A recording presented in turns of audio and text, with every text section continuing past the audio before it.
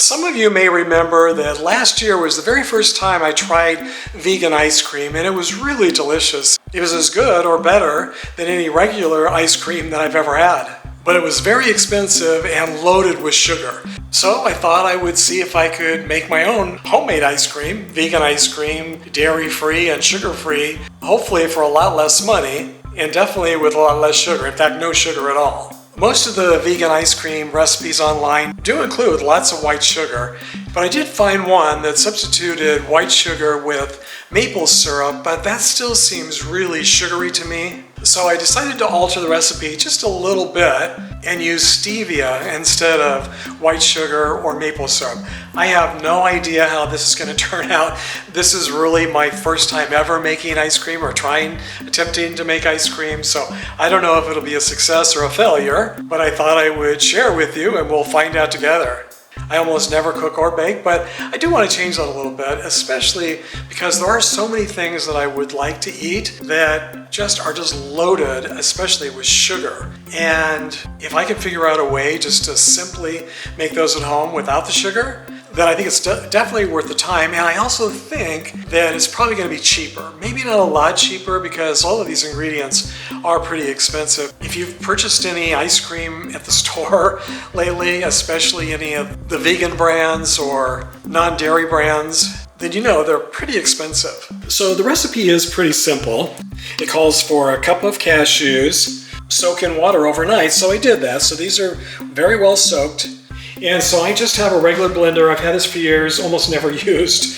And it has 16 different settings. I'm gonna have to see if I can find the book to find out what all these settings are for. I'm just gonna try to make the ice cream in this blender. It should fit. I'm just using 2 cans of the coconut milk that I found also at Walmart for about $2.48, I believe. I'm gonna start by draining these cashews. Okay, so let's stick these in here.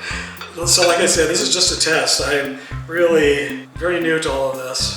Okay, so I think I've got this on tight. I have no idea. I don't think it really said in the instructions what speed to put this on. So I'm just gonna try blend and see what happens, since these are pretty soft, I think.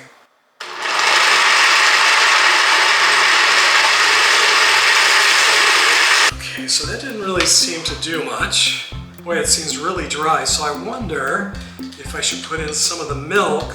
I'm gonna try. Okay, so I'm just winging this.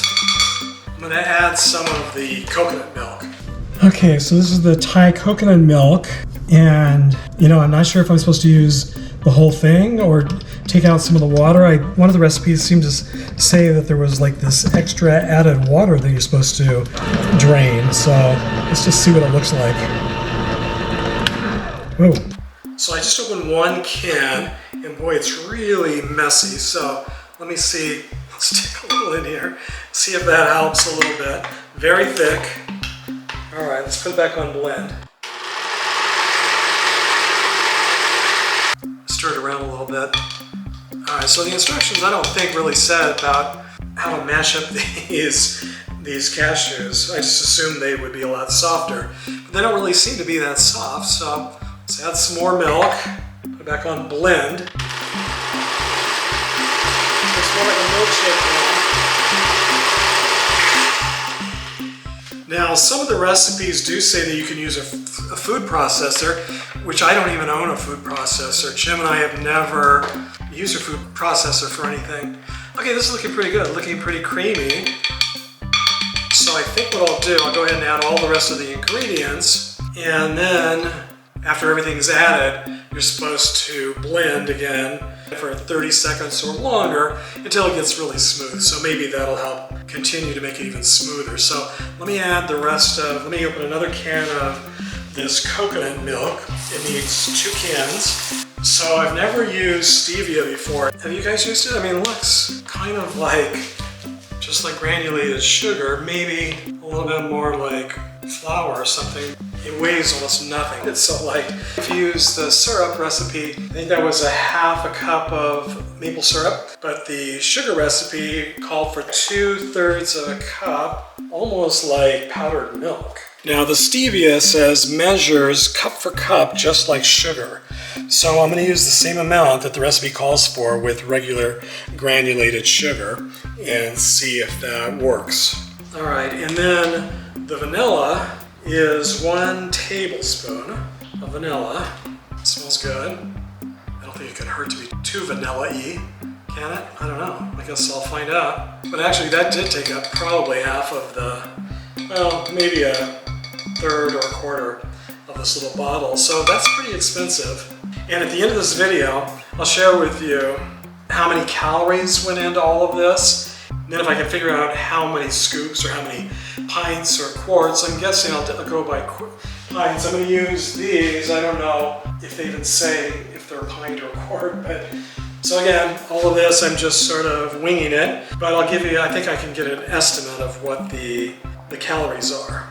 And if it's a lot less than the ice cream, the vegan ice cream that you would buy in the store. Now let's go back to blend.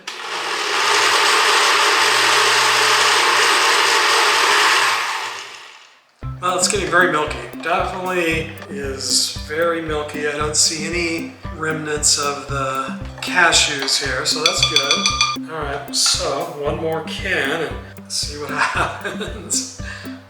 All right, so let's put it back on blend.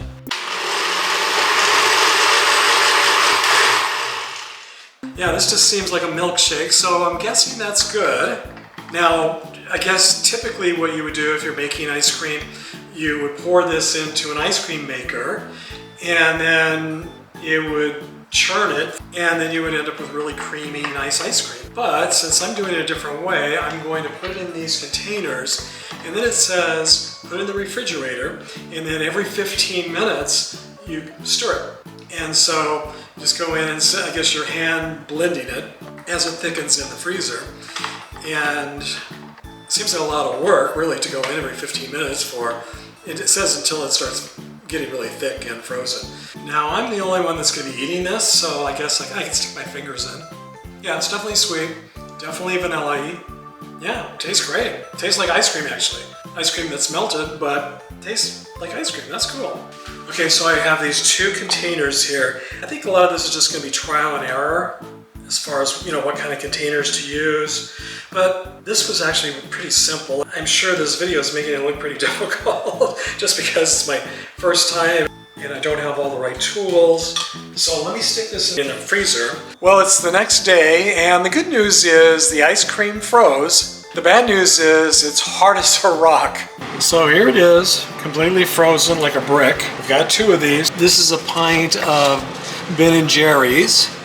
And I'm just guessing, I don't know for sure, but I'm guessing this is about a pint. Now the recipe says to take it out of the refrigerator and to let it thaw out a little bit, 5 minutes or so, but I can't imagine that in 5 minutes this is going to be ready to eat. Let me show you what I mean. It really is just hard as a rock. I tried a minute ago. You can see what I mean, to see if the scooper would even go in, and I can't even get it to go in at all. So I don't know if this is typical, if this is how it normally is. I've never bought ice cream where I couldn't just take it right out of the freezer and scoop into it. I'm gonna give it 5 minutes and see what happens. I just calculated how much it cost me to make this ice cream and compared it with how much it cost me to buy the Ben & Jerry's and the other brand, the Oatly, that I purchased, and it was actually more expensive to buy the ingredients to make it on my own, and that doesn't even include how much it would cost if I purchased an ice cream maker. Now I did buy all of the ingredients and the ice cream at Walmart, which is fairly inexpensive. I'm guessing that if I purchased the ice cream at Whole Foods or Jensen's or Trader Joe's or one of the other stores, that it might even be more expensive. I estimate that all of the ingredients that I purchased to make these 2 pints would cost me approximately $10 for 2 pints. The Ben & Jerry's that I purchased at Walmart was on sale for $3.98, so just a little bit under $4. And the pint of Oatly vanilla ice cream, which didn't taste at all like vanilla, That was $4.47, and this is at Walmart, so they didn't really have much of a selection there. My ingredients cost me about $5 per pint. Maybe I would save a little bit, but not very much, I don't think. And then there's the calories. I thought because I was using stevia, the calories would be quite a bit less than Ben & Jerry's or any of the other store-bought vegan ice creams or non-dairy ice creams, but actually Ben & Jerry's was probably the same, maybe even a little bit fewer calories, which doesn't make sense to me at all since the Cherry Garcia had all those cherries and chocolate bits. So I'm not sure how that could be fewer calories than what I just made, but my calculations, and I had Jim's the numbers guy, he's an accountant, so I had him look at the numbers, and sure enough, I can get about 5 nice-sized scoops from Ben & Jerry's pint, and that's about 190 calories per scoop, which isn't really too bad. But the ice cream I made looks like it's going to be about 200 calories per scoop. They must use something, maybe they don't use the coconut milk, maybe they use something else. I guess I need to look at their ingredients. I just looked at the ingredients on Ben & Jerry's ice cream, and what they use instead of coconut milk, at least in the Cherry Garcia pint that I purchased, the vegan, the non-dairy version, almond milk. Now, almond milk, at least the almond milk that I have, that I buy, is super low in calories. So I'm guessing that's why their calories are just as low as the ice cream that I just made that had no sugar in it at all. So theirs does seem to have quite a bit of sugar, but very low calories because I think because of the milk, the almond milk. So maybe my next batch of ice cream, I'll try almond milk and see if that doesn't harden up like a brick. And I guess the only real benefit to making the ice cream myself is not for calories or price, but just to be able to have ice cream that doesn't have sugar, any sweetener added other than the stevia, which is a natural artificial sweetener. As far as sugar, it's 30 grams per serving and 60% of your daily requirement of sugar. So that's pretty high, especially if you have 2 scoops, then you're over 100% of your daily requirement for sugar. So I guess that would probably be the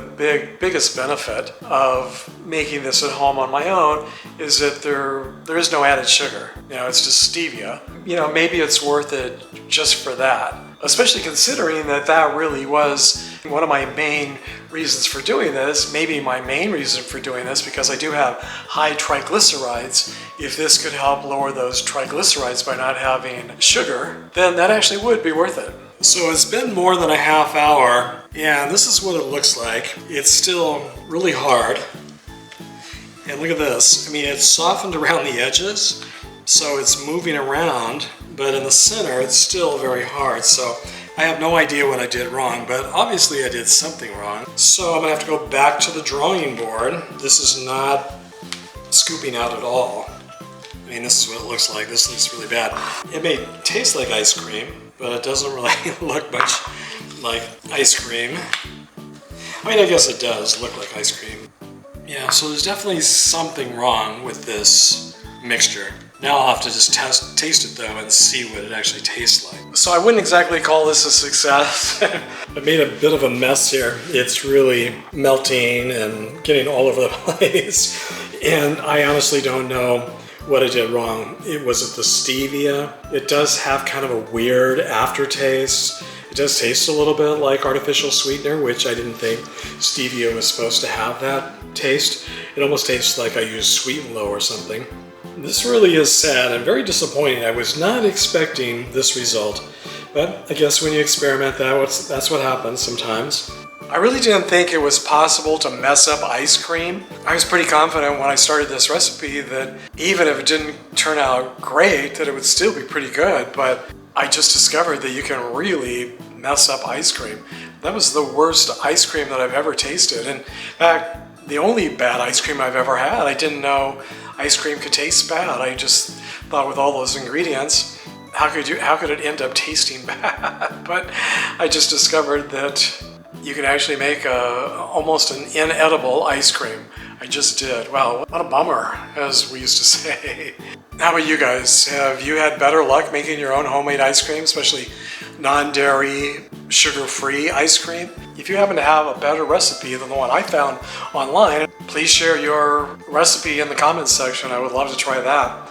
I don't think I'm going to give up just yet. There's got to be a way to come up with an ice cream that tastes good. I mean, it doesn't really seem like rocket science, right? And just as important, have any of you had good results without using an ice cream maker? Is it the ice cream maker that caused the ice cream to just be like a solid brick? But even all the recipes said you don't need an ice cream maker. Well, obviously, in this case, I did. So I'll keep trying and I'll let you know if I have better luck in my next attempts. And this week I want to give a shout out and a very, very big thank you to Seikal Rachmanis. I sure hope I'm pronouncing your name correctly. Thank you, Seikal, for your extra generous donation to my channel using YouTube's new Super Thanks. Till next time, thanks for watching, everybody.